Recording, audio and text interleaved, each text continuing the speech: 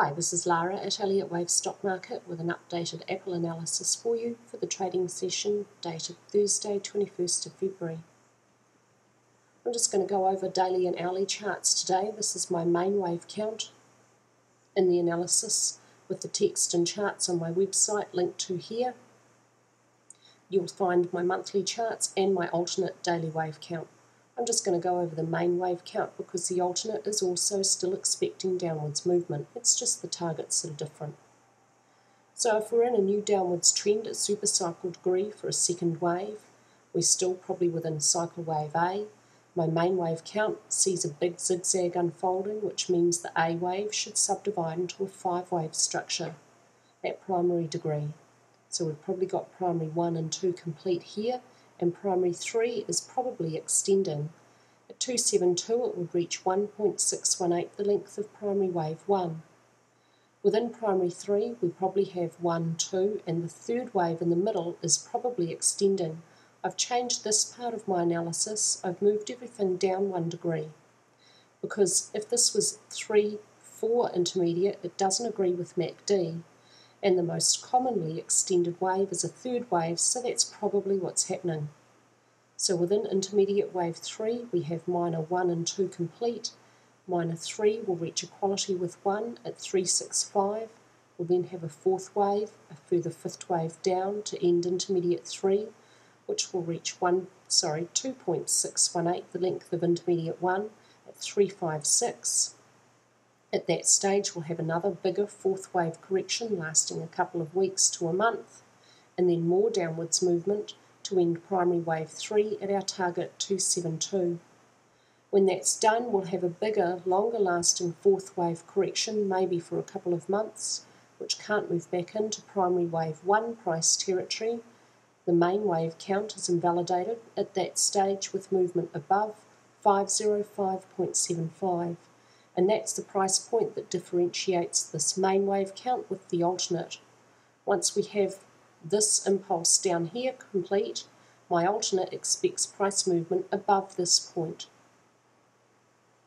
At this stage, within minor wave 3, no second wave correction can move beyond the start of the first wave. For now, the invalidation point at the daily chart level can stay at 484.94.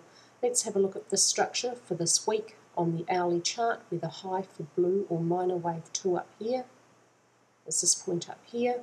So minor wave 2 was a 535 zigzag, and this is the start of minor wave 3. We probably don't have minute wave 1 within it complete.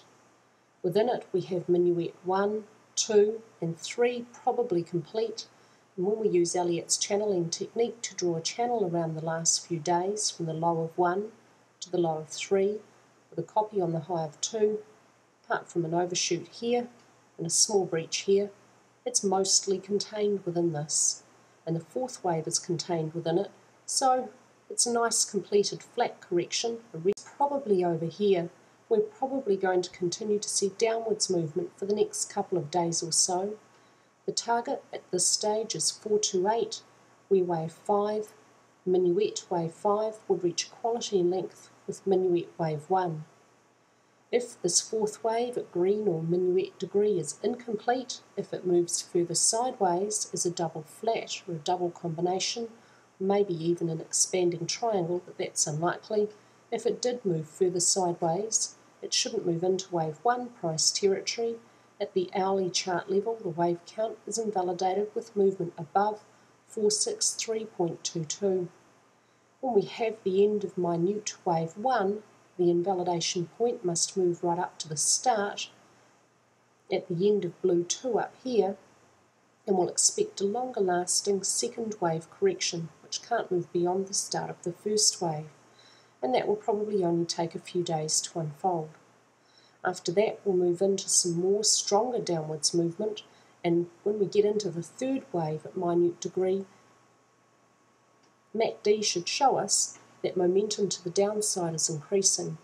So with this proposed extending third wave and the first wave within it not being complete yet, it does make more sense now, considering MACD and the lack of momentum with downwards movement. If we're just in a first wave, that fits. Overall, I'm still expecting a continuation of this downwards trend for Apple. It's not over yet, and it's probably got a fair few weeks to go. That's all for me today with your Apple analysis, and I hope that everyone had a most awesome day.